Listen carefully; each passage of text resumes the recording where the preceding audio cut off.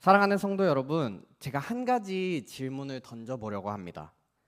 여러분은 구원에 대한 확신을 가지고 계십니까? 구원에 확신이 있으신 분은 자신 있게 손을 들어주시기 바랍니다.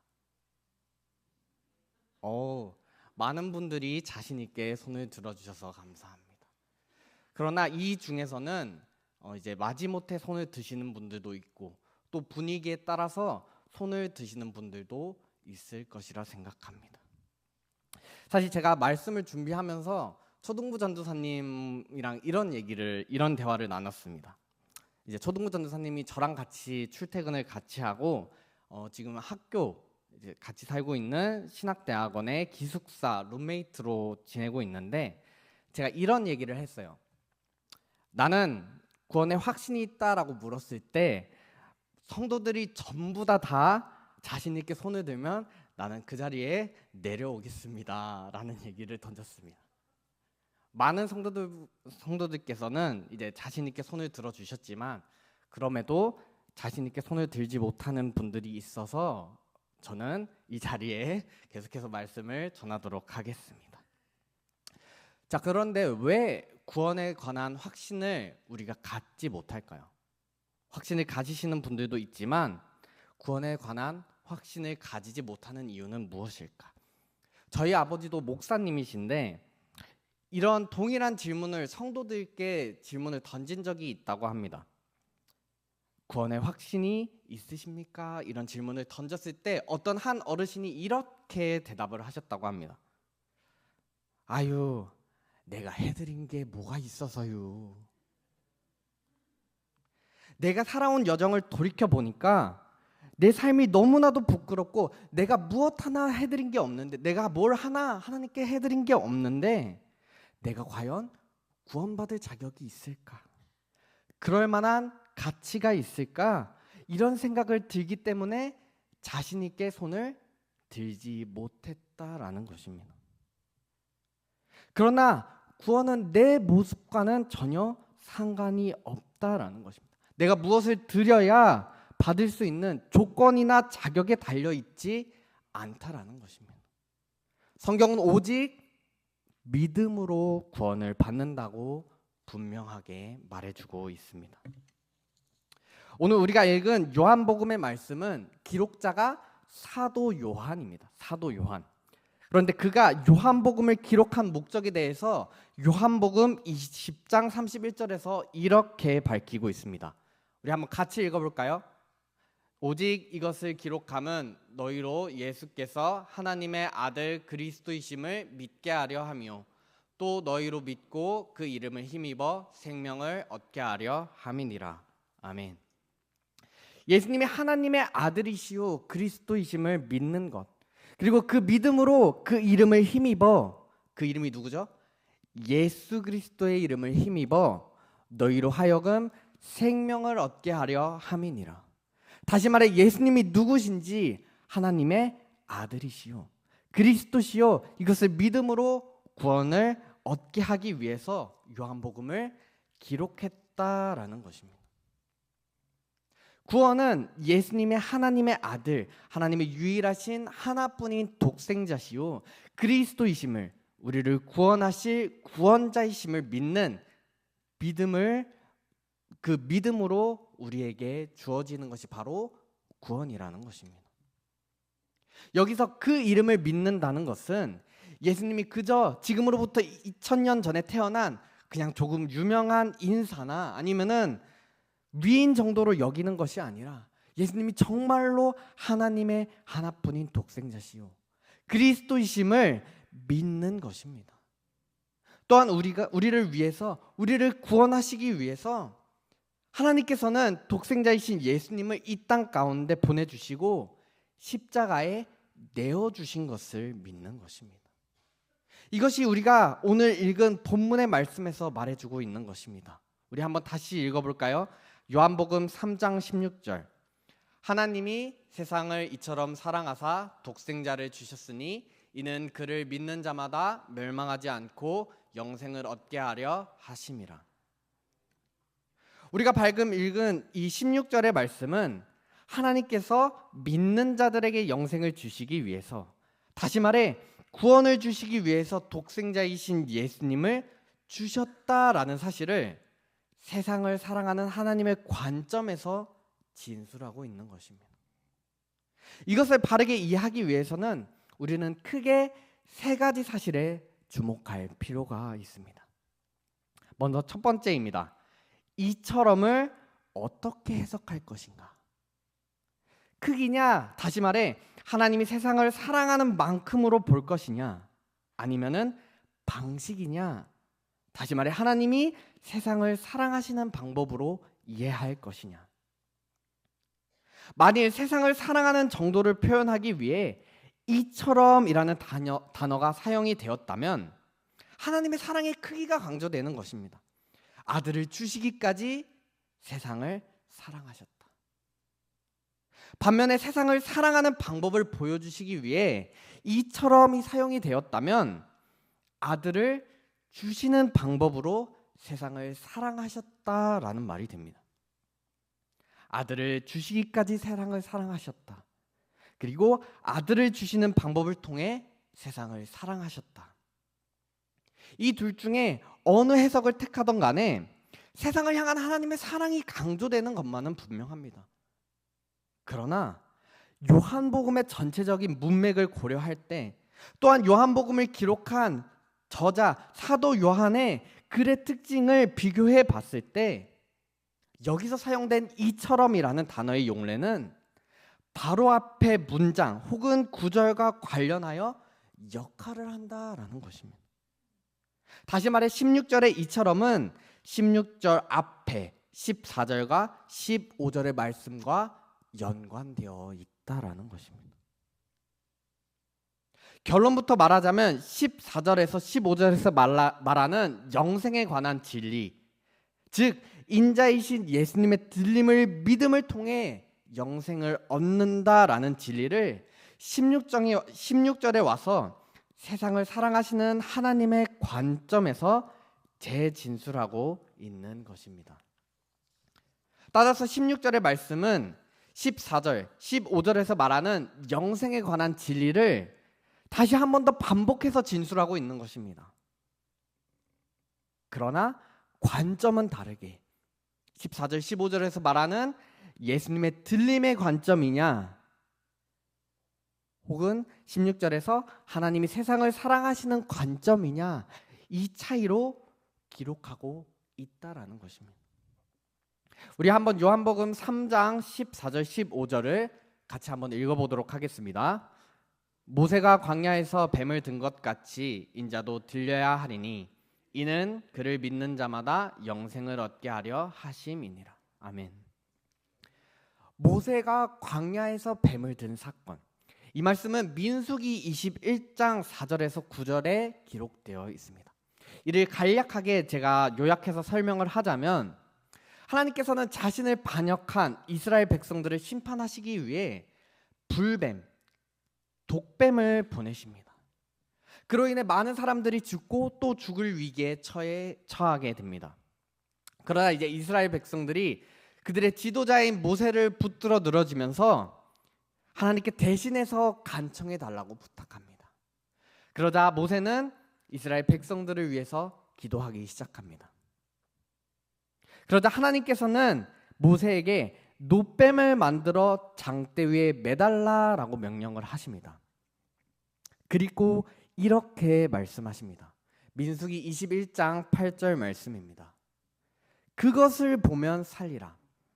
어떻게 하면은 독뱀에 물려 죽을 위기에 처한 이스라엘 백성이 죽지 않고 살 수 있다고 말하고 있습니까?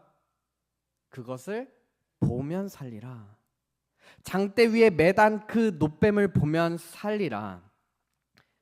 모세가 장대 위에 놋뱀을 매달아 들었을 때 독뱀에 물려 죽어가고 있던 사람 중에 하나님의 말씀을 믿고 놋뱀을 쳐다본 사람은 어떻게 됐을까요? 살았습니다. 그럼 반대로 하나님의 말씀을 믿지 않고 하나님의 말씀을 거부하고 놋뱀을 쳐다보지 않는 사람들은 어떻게 됐을까요? 죽었습니다. 자, 그렇다면 여기서 질문. 실눈을 뜨고 쳐다본 사람은 어떻게 됐을까요? 죽었을까요? 살았을까요? 왜 살았죠? 쳐다본 사람은 살리라라고 하나님께서 약속하셨기 때문입니다. 물론 믿음으로 쳐다보지 않았을 수도 있습니다. 의아해하며 쳐다본 사람도 있을 겁니다. 뭐 아니면 도라는 심정으로 쳐다본 사람, 홧김에 쳐다본 사람도 있을 것입니다. 그러나 하나님의 약속이 믿고 본 자는 살리라였기 때문에, 믿고 본 자는 살리라가 아니라 쳐다본 자는 살리라였기 때문에, 믿음으로 봤든 의심하면서 봤든 마지못해 살기 위해서 쳐다봤든 중요한 것은 본 자는 다 살았다라는 것입니다. 이것이 하나님의 약속이었기 때문에. 그러나 본문에서 말하는 인자가 들리는 얘기는 이제 달라집니다. 모세가 광야에서 뱀을 든 것 같이 인자이신 예수님을 들리는 것을 본 자가 살리라 이렇게 말하고 있지 않다는 것입니다. 뭐라고 말합니까? 15절, 그를 믿는 자마다, 그를 믿는 자마다 영생을 얻으리라. 본 사람이 아니라 믿는 사람이 산다고 말하고 있다는 것입니다. 물론 보고 믿을 수 있습니다. 그러나 보지 않고도 믿을 수 있습니다. 그래서 예수님은 20장, 요한복음 20장 29절에서 이렇게 말씀하십니다. 너는 나를 본고로 믿느냐? 보지 못하고 믿는 자들은 복되도다. 보고 믿든 보지 않고 믿든 중요한 것은 믿는 것이라는 것입니다. 예수님을 보고도, 심지어는 병고침을 받고도 많은 사람들이 예수님을 믿지 못했습니다. 예수님을 그냥 위대한 사람, 그저 우리들보다 조금 뛰어난 사람으로 사람들은 믿었습니다. 그러면 그들에게는 구원이 없다라는 것입니다. 오직 믿는 사람만이 구원, 영생을 얻는 것입니다. 그러나 믿지 않는 자들에게는 18절에서 말하는 심판이 주어지게 됩니다. 믿는 자들에게는 구원, 그러나 믿지 않는 자들에게는 심판이 주어지는 것입니다. 앞서 모세가 광야에서 놋뱀을 든 민수기의 사건은 당시 이스라엘 백성에게는 굉장한 은혜와 자비의 사건이었습니다. 죽어가던 이스라엘 백성들을 살려주신 사건. 그러나 이 사건은 단지 뱀의 독으로부터 살아난 것이지, 다시 말해서 생명의 연장을 받은 것이지, 이제 그들이 영원히 살았다가 아니라는 것입니다. 그들은 시간이 지나 결국에는 다 늙어서 죽게 됩니다. 그러나 인자에 들리신 사건은 이스라엘을 독뱀으로부터 살리신 모세의 놋뱀 사건과는 비교할 수조차 없는 엄청난 은혜의 사건이라는 것입니다. 왜 그렇게 말할까요? 인자이신 예수 그리스도를 믿는 자들에게는 틀림없는 영생이 주어지기 때문입니다. 높이 들리게 될 예수님으로 말미암아 신자들이 받게 될 선물은 자연적인 생명 연장이 아니라, 자연적으로 몇 살 더 살고 하는 것이 아니라 영생이라는 것입니다. 그래서 세례 요한은 이를 가리켜서 이렇게 말합니다. 요한복음 1장 16절입니다. 은혜 위에 은혜로라. 모세를 통해 주신 그 옛 은혜, 그것을 대체하는 새 은혜, 다시 말해 충만하게 되는 완성된 은혜, 바로 영생을 주신다라는 것입니다. 그렇다면 여기서 영생을 얻기 위해 우리가 믿어야 할 그 인자의 들림이란, 인자이신 예수님의 들림이란 대체 무엇을 말할까? 첫째, 예수님이 십자가에 달려 죽으신 사건을 말합니다. 인자의 들리심이란 모세가 놋뱀을 장대 위에 매단 것 같이 예수님이 나무에 달려 죽으신 것을 말합니다. 다시 말하면 예수님이 십자가에 달려 죽으신 사건입니다. 예수님이 십자가에 달려 죽으신 사건, 그 사건을 우리가 믿는 것입니다. 또한 그뿐만이 아니라 십자가에 죽으신 후에 3일 만에 부활하신 것, 그리고 승천하신 것을 믿는 것입니다. 예수님의 들림은 단지 예수님이 나무에 들려 죽으신 사건만이 아니라 예수님께서 높임을 받으시는 사건, 다시 말해 그가 영화롭게 되는 사건을 말합니다. 예수님 십자가에 달려 죽으신 뿐만 아니라 3일 만에 부활하신 것, 그리고 하늘에 올라가신 것, 이런 십자가와 연결된, 십자가와 관련된 일련의 사건들 모두가 다 예수님께서 높임을 받으시는, 영화롭게 되는 사건이라는 것입니다. 이 모든 십자가의 사건들을 믿는 것입니다. 십자가에 달려 죽으신 것을 믿는데 부활하신 것을 믿지 않는다? 혹은 부활하신 것은 믿는데 예수님께서 하늘에 올라가신 것은 믿지 않는다?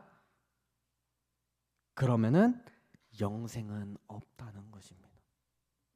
이 십자가의 일련의 사건들을 모두 믿을 때에 예수님의 들리심, 예수님의 높임 받으심을 믿을 때에 비로소 영생이 주어진다는 것입니다. 사도 요한은 의도적으로 요한복음을 기록할 때 예수님의 십자가 사건과 관련해서 고난받는 이미지를 전혀 사용하지 않습니다. 고난받는 예수님의 이미지를 전혀 사용하지 않아요. 오히려 십자가를 통해 예수님께서 영광 받으시는 것으로 연결해 버린다는 것입니다. 다른 복음서와는 다릅니다. 마태, 마가, 누가는 예수님의 십자가의 죽으심을 고난과 순환으로 연결해서 설명합니다. 그러나 요한은 십자가를 고난과 순환이 아닌 예수님께 영광의 사건으로 해석한다는 것입니다. 그래서 요한복음에는 예수님의 고난의 잔을 피하게 해달라는 기도가 전혀 등장하지 않습니다. 오히려 예수님의 기도를 기록하고 있는 요한복음 17장 그 기도의 도입부에 보면 이렇게 기록하고 있습니다. 1절 말씀입니다. 아버지여 때가 이르렀사오니. 예수님께서 이제 십자가에 달려 죽으시고 부활하시고 승천하시는 그 사건이 이제부터 시작된다라는 것입니다. 때가 이르렀사오니 아들을 영화롭게 하사 아들로 아버지를 영화롭게 하게 하옵소서. 이제부터 시작될 그 십자가의 일련의 사건들을 통해서 아들이신 예수님이 영광을 받으실 뿐만 아니라 아버지 하나님도 영광을 받으신다라는 것입니다. 예수님의 십자가의 달리심이 하나님께 영광이요, 죽으시고 부활하셔서 승천하시는 그 모든 과정을 통해서 하나님께서도 영광을 받으신다는 것입니다. 그리고 이 모든 사실을 믿는 자들이 영생을 얻는 것이 진정으로 하나님께서 기뻐하시는, 하나님께서 영광을 받으시는 사건이라는 것입니다. 영생을 위해서 우리가 믿어야 할 인자이신 예수님의 들림은 십자가의 죽으심뿐만 아니라 부활하심 그리고 승천하심까지 믿는 것입니다. 이것을 지금까지 정리하자면은 16절에서 말하는 이처럼은 인자이신 예수님의 들리시는 방식, 다시 말해 독생자이신 예수님을 십자가에 높게 달리시게 하는 그 십자가의 일련의 과정을 통해서, 그 방법을 통해서 하나님이 세상을 사랑하셨다라는 것입니다. 그리고 이것을 믿는 자들에게는 영원한 생명, 구원을 약속하셨다라는 것입니다. 다음으로 두 번째입니다. 세상은 무엇으로 해석할 것인가? 여기에는 그가 생략이 되어 있습니다. 다시 말해서 하나님이 사랑하시는 그 세상은 과연 어떤 세상인가? 세상이라는 단어는 성경에서 여러 가지 다양한 의미로 사용이 됩니다. 첫째, 태초에 하나님이 창조하신 세상. 하나님이 세상을 창조하시며 보시기에 좋았더라라고 말씀하신 죄가 없는 완벽한 세상. 그 창조하신 세상을 가리켜서도 세상이라고 말합니다. 또 둘째로는 다른 피조물, 그러니까 동물이나 식물 이런 다른 생명체를 제외한 오직 사람만을 가리켜서 세상이라고 말하기도 합니다. 그리고 또한 타락으로 인해서 죄악된 세상을 가리켜서 말하기도 합니다. 이 밖에도 세상은 다양한 의미에서 성경에서 사용이 되고 있습니다. 그렇다면 요한복음 3장 16절에서 말하는 그 세상, 하나님께서 사랑하신 그 세상은 대체 무엇을 의미하는가? 바로 죄악된 이 세상 가운데 하나님의 택하심을 입은 자들이라는 것입니다. 죄악된 세상 가운데, 죄악된 이 세상 가운데 하나님의 택하심을 입은 자들. 그러니까 죄악된 이 땅 가운데 살아가는 모든 인간, 모든 피조물을 말하는 게 아니라 오직 하나님의 택하심을 입은 자들, 오직 인자이신 예수님께서 십자가에 들리신 그 일련의 사건들을 믿는 자들이라는 것입니다. 지금 하나님의 사랑이 무엇으로 드러났습니까? 예수님의 들림을 통해 영생으로 드러났습니다. 그렇다면 하나님의 사랑으로 드러난 이 영생의 혜택을 받는 자들은 누구입니까? 세상에 속한 모든 사람들입니까? 모든 피조물인가요? 오직 그 이름을 믿는 자들이라는 것입니다.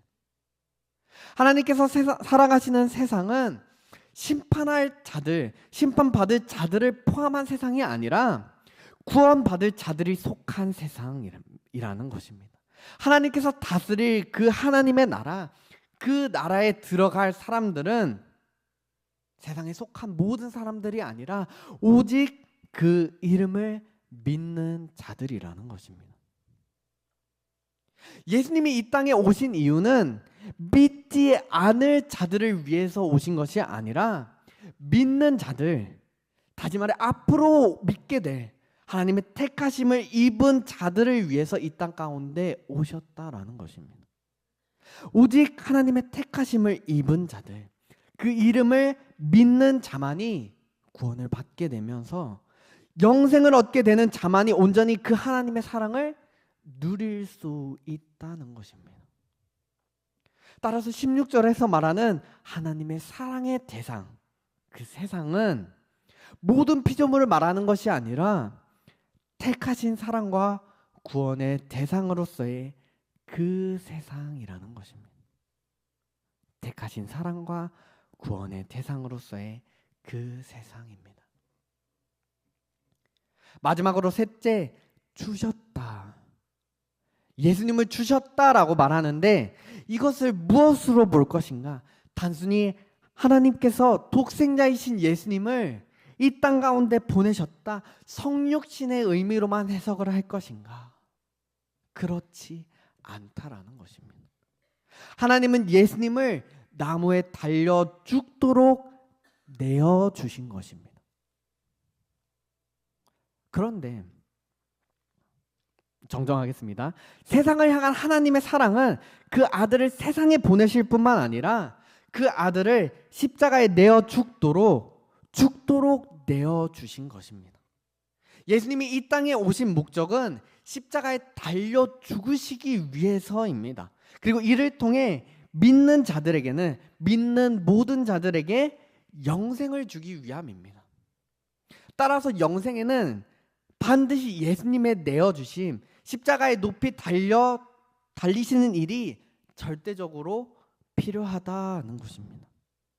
영생을 주시기 위해서는 인자이신 예수님이 반드시 이 땅에 오셔서 십자가에 달려 죽으셔야만 한다. 높이 들려 죽으셔야만 한다라는 것입니다. 그런데 왜 하필이면 나무에 달려 죽으시는 방식을 택하셨을까요?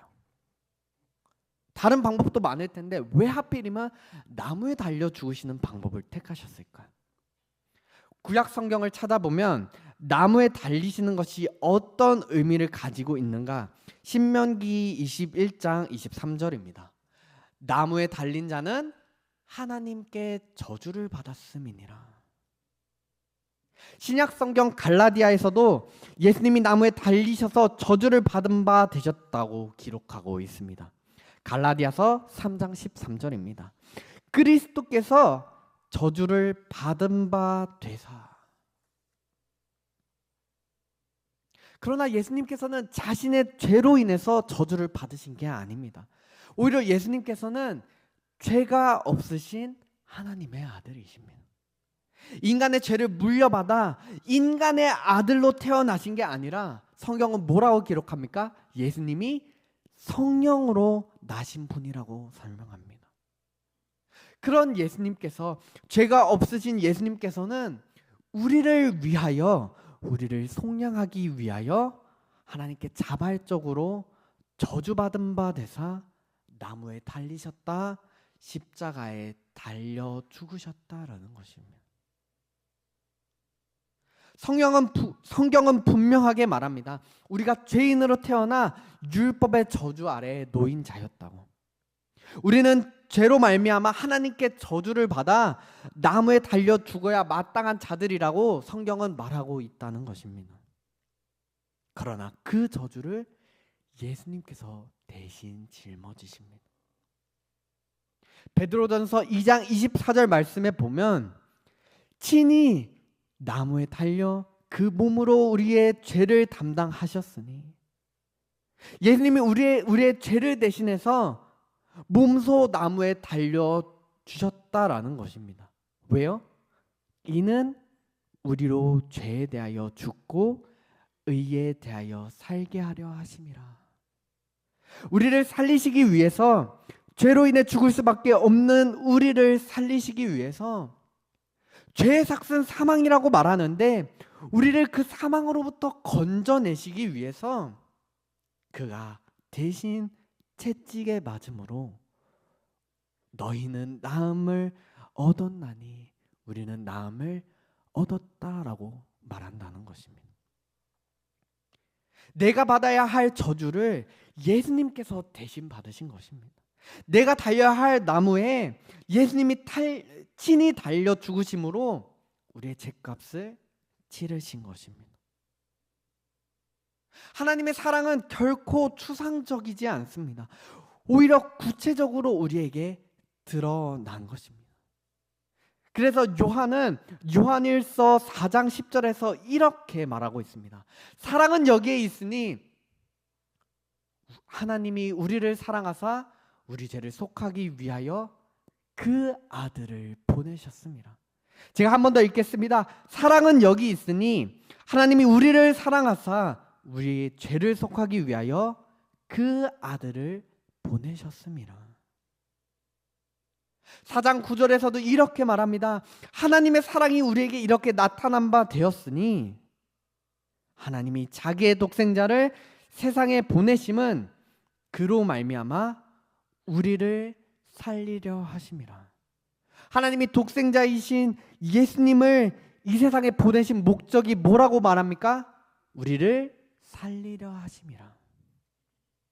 우리를 살리시기 위해 하나님은 하나뿐인 독생자이신 예수님을 십자가에 들리는 그 방법을 택하셔서 죄로 인해 죽을 수밖에 없는 우리를 대신해서 하나님께 저주를 받게 하시고 십자가에 내어주셨다라는 것입니다.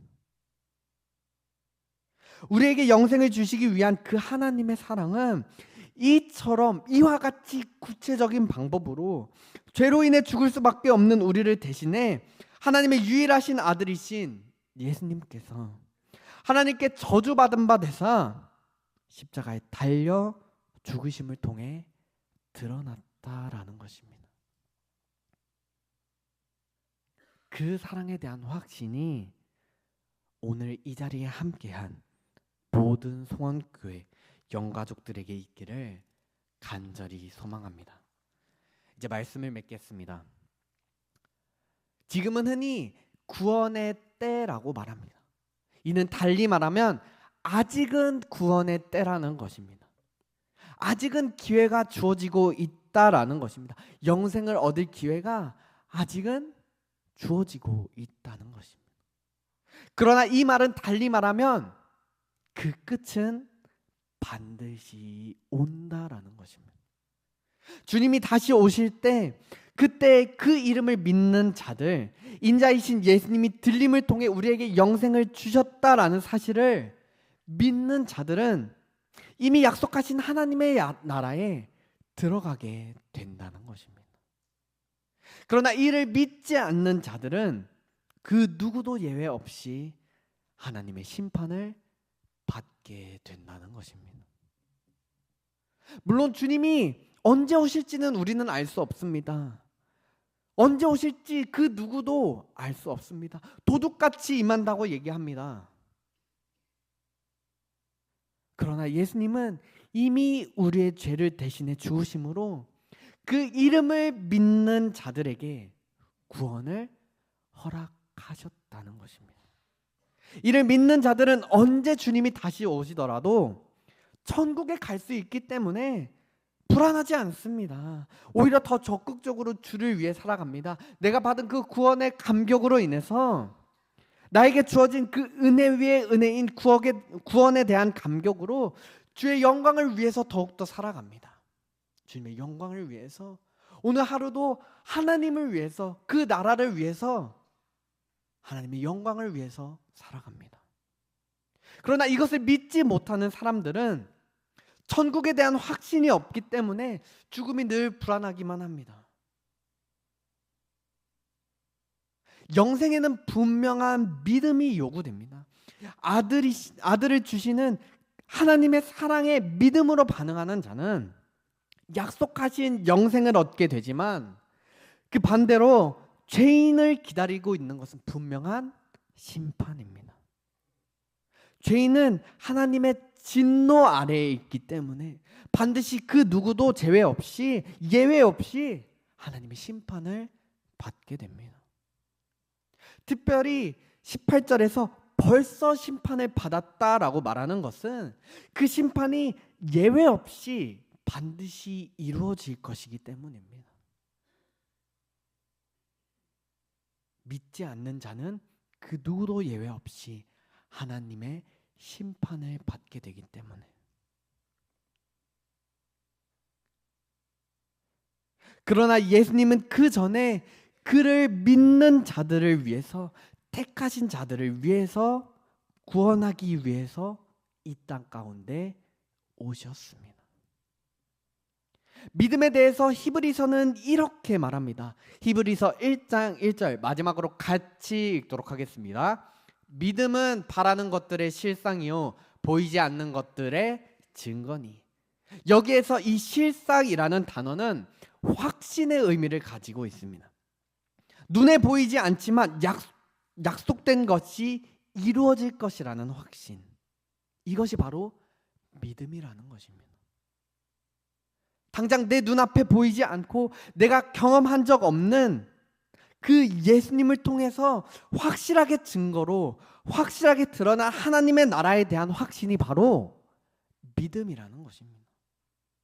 믿음의 여정은 보이지 않지만 내가 경험한 적 없지만 예수님의 들리심을 통해서 확실하게 드러난 하나님의 나라를 바라는 것을 넘어서 이제는 나에게 틀림없이 주어질 거야.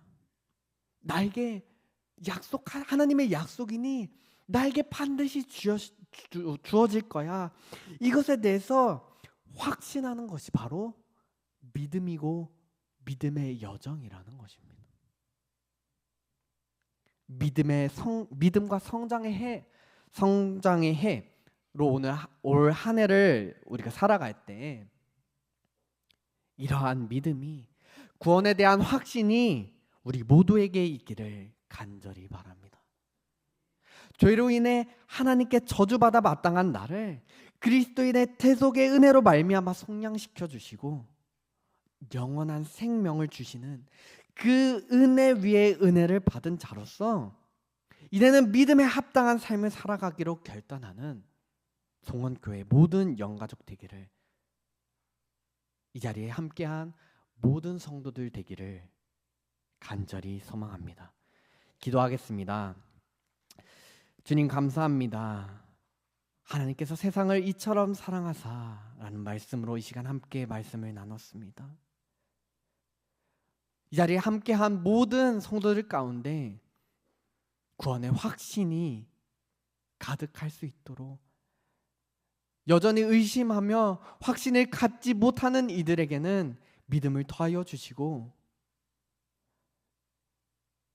나의 죄를 대신하여 하나님께 대신 저주를 받으신 예수님의 그 놀라우신 그 사역을, 십자가의 사역을 우리가 기억하며 이제는 은혜 위에 은혜를 받은 자로서, 영생을 받은 자로서 이제는 하나님을 위하여, 하나님의 영광을 위하여 살아가는 여기 모인 송원교회 모든 영가족 될 수 있도록, 살아가는 모든 하나님의 자녀들 될 수 있도록 주님 굳게 붙들어 주시옵소서.